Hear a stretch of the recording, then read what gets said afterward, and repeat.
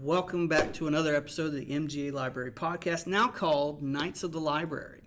Ooh. I finally remembered the name. Yeah. Nice. I am today joined by, once again, Ashley Bennett, Yes. and we are joined by a new person, Bethany Knowles. Bethany Knowles. All right. That's right. So today, in conjunction with the first episode, which hopefully y'all watched, episode 11, this will be episode 12, we're talking about first-year experience and how we have resources for first-year students. You are an academic success coach, right? That's correct. What is that exactly? All right. So, an academic success coach is a professional who builds a collaborative relationship with our students. And basically, we just help them to set goals, to reach those goals, and to really motivate them, encourage them, help them realize the importance of getting a degree, the why that they're getting the degree, and helping them with all the little integral parts of getting the degree. Okay. Are students assigned a coach? Is it kind of like how the academic advisor setup works, where you got A through B, 6 through 7, whatever? That's not letters. Yeah.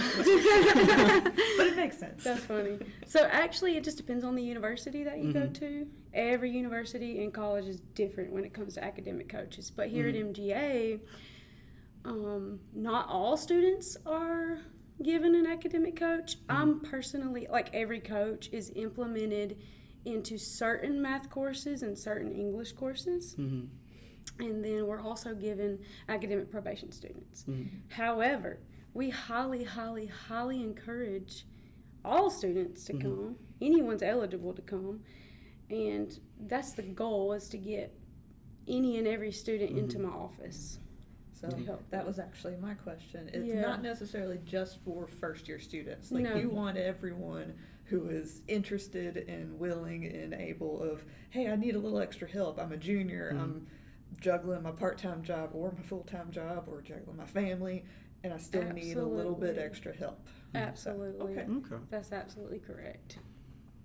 So are you the only academic success coach, or are there other ones across campuses? There are other ones across campuses. We have some on the Cochran campus, and I think that we have one on the Warner Robins campus. Okay. Unless she's moved over to the Cochran. But our goal is to have them on the Macon, the Cochran, but like we're trying to, and if there's not a coach, we travel sometimes to meet with students in those courses Okay. across campuses. How does an academic success coach help a student? So You do their work. absolutely not. I don't do your work for you, and I try not to even touch anything like coursework. Like, No writing papers. I'm not going to no write doing your paper for you. researches. I'm not even going to tutor you. That's for the There are others, tutors. yep, there Now, are if I other see that stages. people need that, I'll absolutely refer them.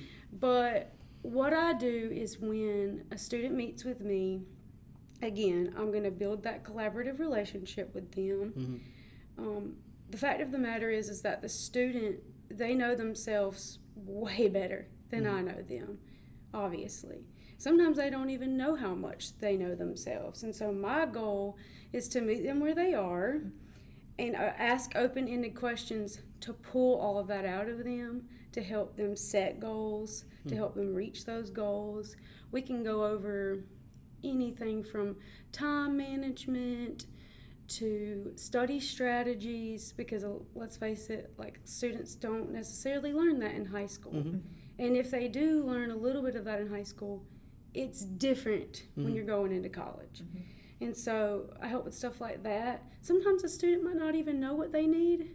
Just come see me. Like, I know the resources on campus. I can get you to the person. And if I don't know everything, but I'll figure it out for you. I'll find the person that you need. So that's what I do. Okay. What's the academic background needed for an academic success coach? Could any liberal arts degree do it? Could any STEM degree do it? Does that really matter? It really depends on the university, but at least for us, we just had to have a degree. getting hired on, and then we've actually gone on to get training in academic coaching. Mm-hmm. So we don't just have a degree, but we are also certified academic success coaches. Do you find that your degree helps? What is your degree? Absolutely. I got a degree in, well, first music and also psychology. It's a double major. So I find that psychology helps in the sense that I took a lot of courses with Scott Hensey, Dr. Hensey, and he, in his course, I remember specifically going over different study strategies and how the brain works, how we actually learn. And so I'm able to implement that in my job. I'm very interested in all of that.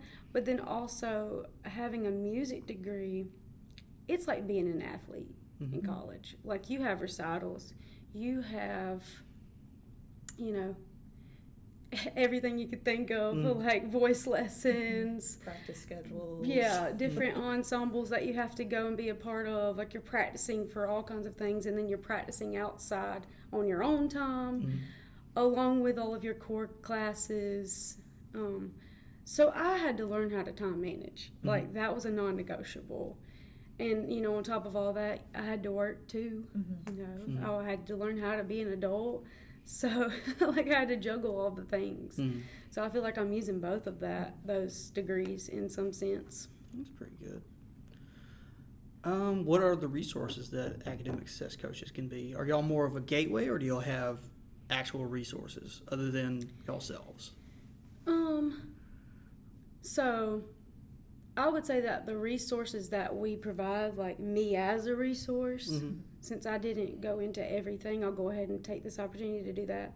Note taking, study strategies, time management, knowing how to navigate the online platforms here at Middle Georgia, knowing how to advocate for yourself, knowing, right, knowing the resources on campus, and how to utilize those resources, how to schedule appointments for those resources. Gosh, there's so many resources. And, like, if I could just be the person that somebody is like, I don't know what to do, I don't know where to go. Like, sometimes people come into my office and they'll have this issue. But then when we actually talk about it, I see that they're actually having an underlying issue that needs to be solved. Like, it may be financial, and I'm like, okay, you need to go speak to this financial aid person over here, and let's get this taken care of, because it's like a trickle effect. And so that's me as a resource, basically.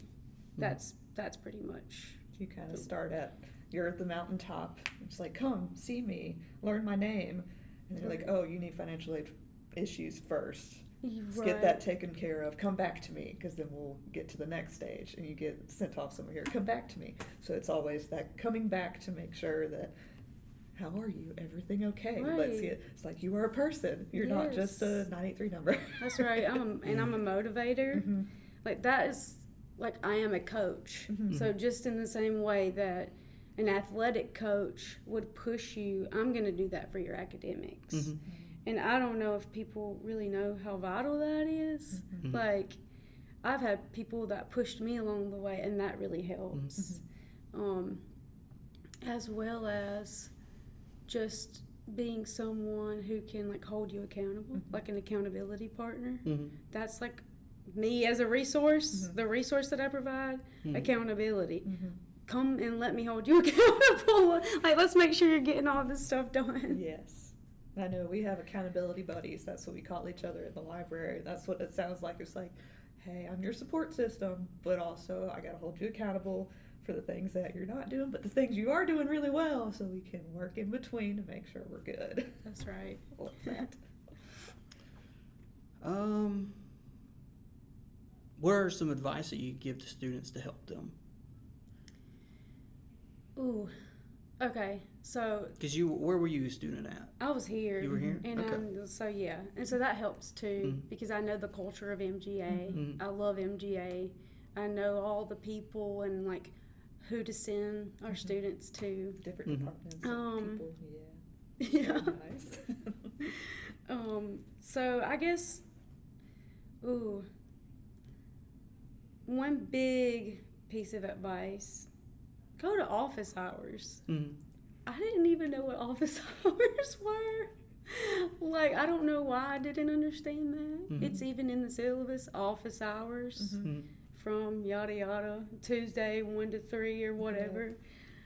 I was like under the impression as a student that office hours were a professor saying, this is the time I'm going to be on campus, but these are my office hours for me to like grade. Mm. Not necessarily for you. Yes. You're like, oh, that's when they're just going to be here Or instead of not in like- class. Right. Like, Gotcha. yeah, you're going to be here, and I could come see you, but you're probably going to be busy, Mm. and I don't want to bother you. Like, that's how I felt. Mm. So office hours are for the students, Mhm. and professors really want you to come see them. Mhm. So before even coming to see me, I want a student to come see me, obviously. But go talk to your professor. Mhm. Use the office hours. Yes. Ask questions. Ask a lot of questions. Read your syllabus. Mm. If you have a question, it's probably in the syllabus. Mhm. It tells office hours. It tells contact information, the preferred contact information, the grading policy. Mhm. It tells big dates coming up, tests, exams, group assignments that you need to get done. Sometimes if professors get real fancy about it, they'll even tell you what all is included in that assignment, like the instructions Mhm. in the syllabus, and the actual grading rubric for specific assignments. So before you ever even talk to your instructor, go read your syllabus. They've Mhm. probably taken a lot of time out to make the syllabus for you, so go read it. Mm. Those are very good. Those Yeah. are some of the, even when I was an undergrad, I didn't have an academic coach. I kind of just advisor, and they're like, oh. Right. But I also didn't go here, so we didn't have many other extra pieces of support. But I always was, I'm like, I don't want to bother anyone. I don't want to bother. But then I'm like, this is why This is we're their here. job. Yes, like Right. this like there's a reason why we're here. This is why we're teaching or why we're providing things. It's like, come bother us. It's like, just come Absolutely. bother us, whether that is, of course, asking for academic support, but just generally, hey, can I talk with someone? Maybe you have some resources for me that I may not know about. It's just come talk. Right. That's all you need. And definitely, I don't feel like this resource is told enough about. Like, I feel like there's a lot of resources on campus. This is like probably one of the ones that's like not spoken about enough. The librarians and their research assistants. We're Like- always here. That's the thing. It's the resources here. So we kind of assume people would come to the library and come see us. know. But it's the same with you guys too. Maybe the students are We're, just like we're under- custodians for the study room. Yes, we are. Yes. And for our books and for generally the computers to make sure everything is up and running. I am. I You really are. I really think that students are under the impression that that's all y'all do. Mm. Like, I remember being a college student, or a music student. It was my senior year, and I was a double major, so I had been in school for a while. Mhm. I had never used research assistants ever. Mhm. Like, I did all the research myself throughout psychology, all of these courses. That's hard. You did well. Yeah, and like I was reaching out to all my professors, like, what are some of the best methods, you know. And I remember I had to do my senior recital, and there was like a composer that I just could not find any information about. Like, the dude was ancient and unheard of. And I couldn't find anything. And then somebody told me about the librarians. I come up here and they found it just like that. Yeah. And I was like, you're kidding me.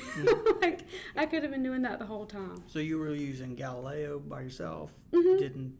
Okay. Doing all that, which that in of itself Galileo. that's a good skill for you Google- to learn Google yourself. Scholar. Yep, Google Scholar. Mhm. Coming up here and finding the books and like actually looking through. Yes. All right, we are at 16 minutes.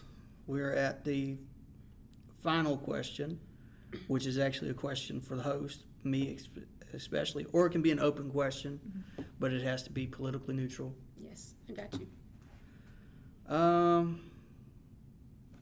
What you got? What advice would you give students? And what is your favorite thing about working at Middle Georgia? Well, I've been here in Middle Georgia since I was a student. Awesome. I graduated in 2019. I left, came back 2021 as a part-timer, and then I worked my way up to librarian. I actually just got my library degree. But my advice would be don't think that you need to take more than 12 credit hours. That's a big one. Because I knew classmates when I was getting my history degree here who were taking 18 credit hours. And they're looking at me going like, why aren't you freaking out? I'm like, I got 12. And I'm working at the library. I've worked here as a student worker as well. That's why I got the library book. Nice. Talk to your professors. That's a good one. Set an hour a day to where you just sit down and don't procrastinate, because I learned the hard way Yeah. that I can work under the wire, but my body can't take it That's right. because I get sick. I still haven't learned it because I was doing it in grad school, which is An extra it's step. extra steps to it, to where I did 3 all-nighters while working here. Wow. And Ann Williams, our assistant director, was like, "Are you okay?" I'm like, "I'm fine." Yeah. And she's like, "You look dead." I'm like, Yes, "I'm it's fine. Yeah. Wow. Could you give me some resources?" And she's like, "Are you still working on the same paper?" I'm like, "Yes." She's like, "When does it due?" Tonight. It's, That is something that always happens. Tonight. It's tonight. oh God. Yeah. Using the chat. We have a chat for the Oh, library. yes. There's a couple Okay. chats on campus too. Yes. So even for like advising has a chat service. If anyone didn't know that, they have a chat service. So just same thing. Communicate. Like you don't have to Communication. communicate in person.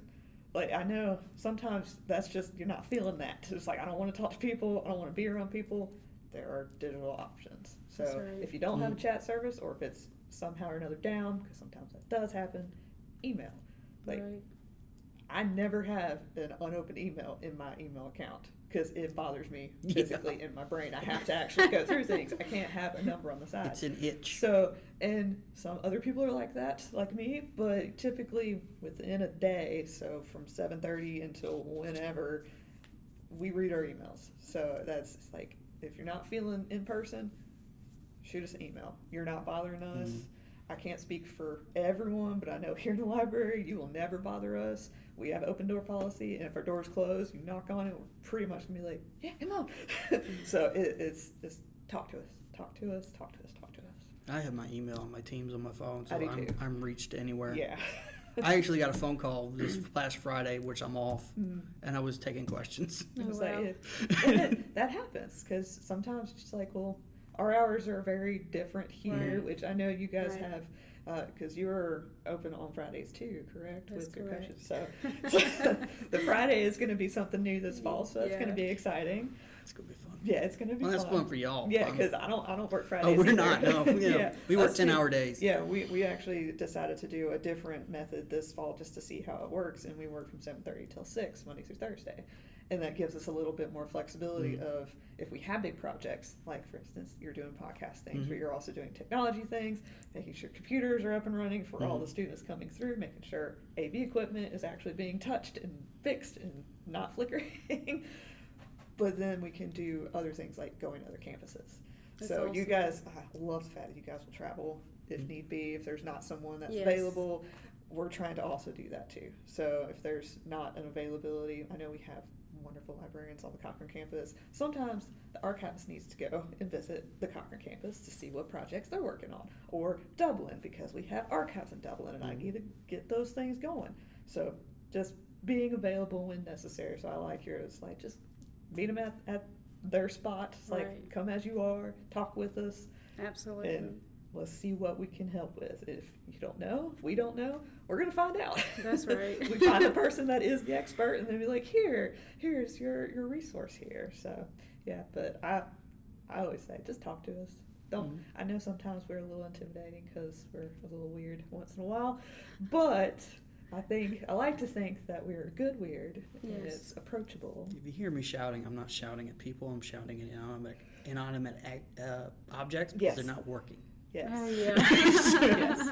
That's so I funny. don't think any of our actual technology equipment have names, but if they did, we would probably be screaming their names or talking softly like sweet nothings to them, going, "It's okay, it's okay, just breathe." In that room over there, we have a 3D printer called the MakerBot Method that we called Anakin because it was supposed to be better than the one that we had previously, and it just crapped out. Yeah, went to the dark side immediately Yeah. and said no. That's so funny.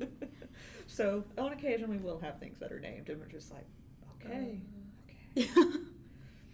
But it is Like it is- holding your fist up. Yeah, it's like, no. And students are like, are you okay? Yeah, we're good.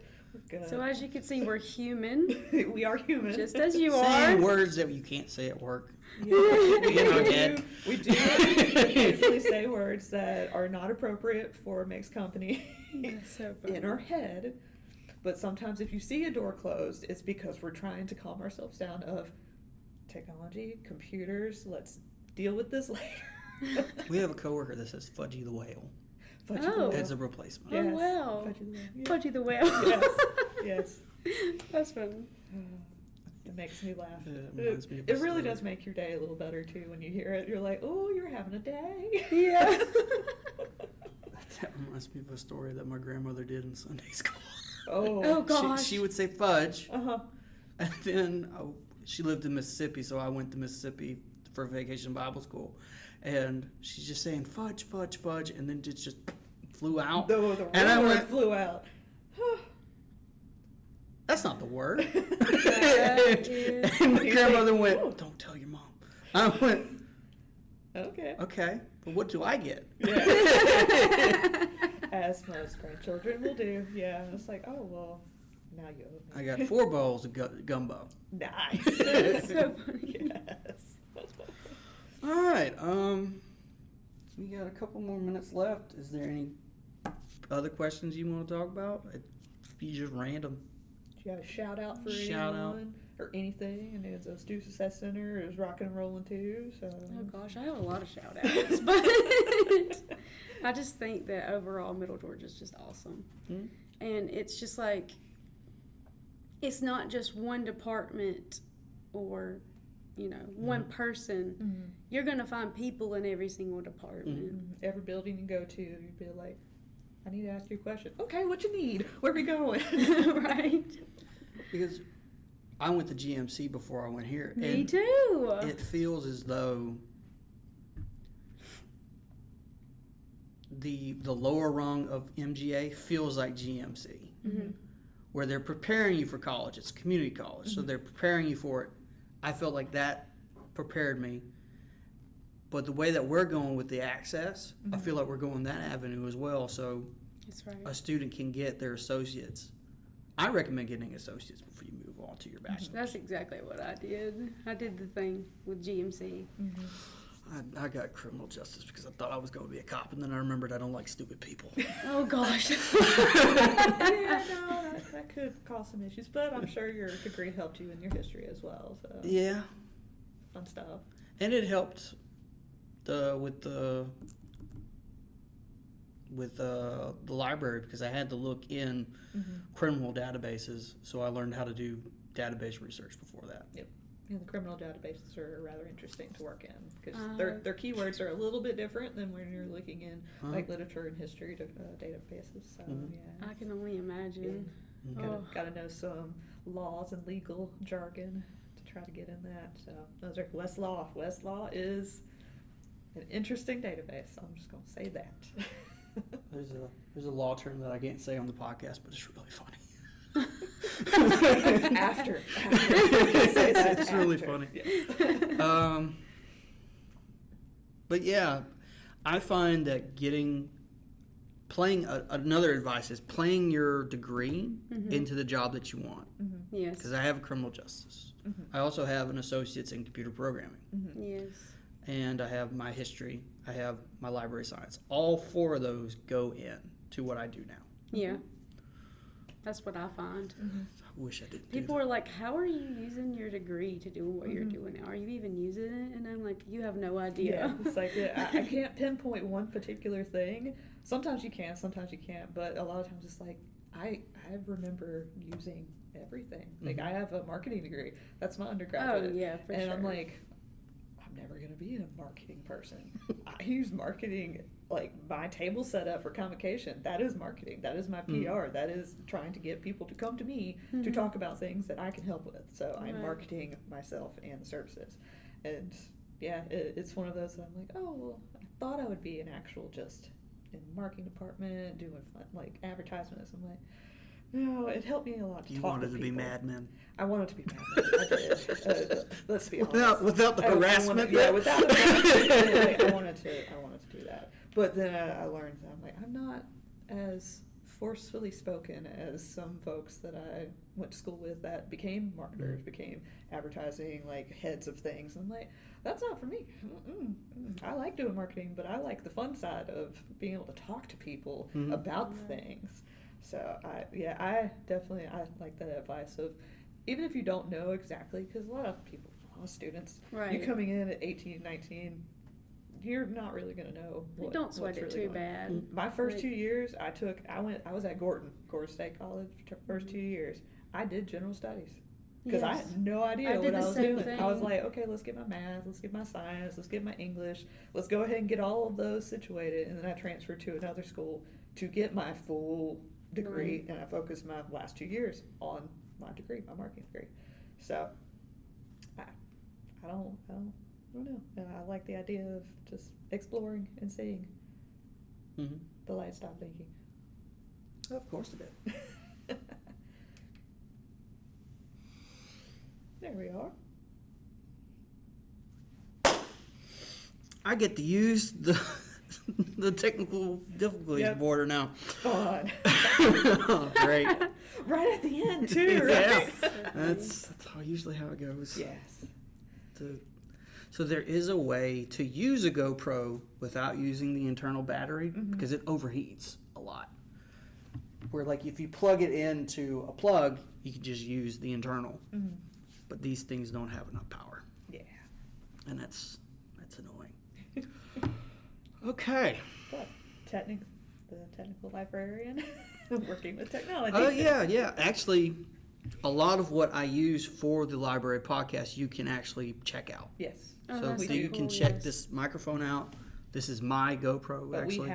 we have a GoPro here. We have one in Cochrane. We also have microphones in Cochrane as well. I've actually had 2 different students walk up to me saying, I would like to do a podcast. I heard that you're doing a podcast. And I helped them do it as well. Oh, I that's so think we cool. have some LED lights too that are maneuverability. Mhm. Yeah, it's like 1 or 2 here and there. It's a ring camera. Yeah, ring camera. That's ring what it light. is. Yeah, ring light. A lot of fun stuff. The only thing that we don't have is the editing software that I use that I paid for. Oh no. Yeah. Yeah. $80, greatest $80 I ever paid. Yeah. Okay. Figure out the services we can use and what we can add to our resume and things. Well, we have Adobe. So they use, Yeah. what is it, Premiere?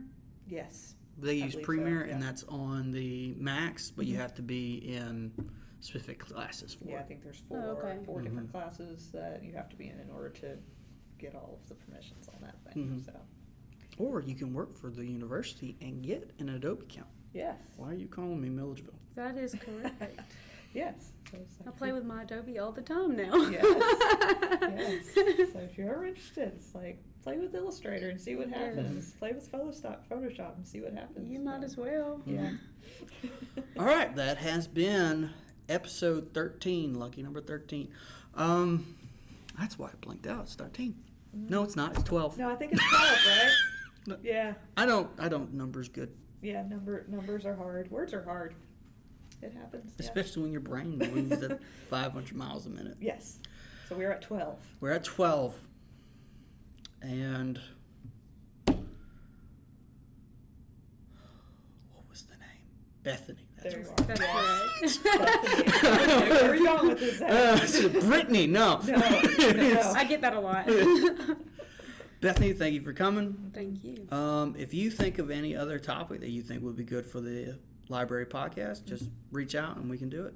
Yeah, Sure If will. there's any one particular person or a department that you're like, we need to hear more about this. Yes, Just let us know. I'll let you know. Mhm. I sure will. All right. Thank you for coming. See y'all next time. Thank you.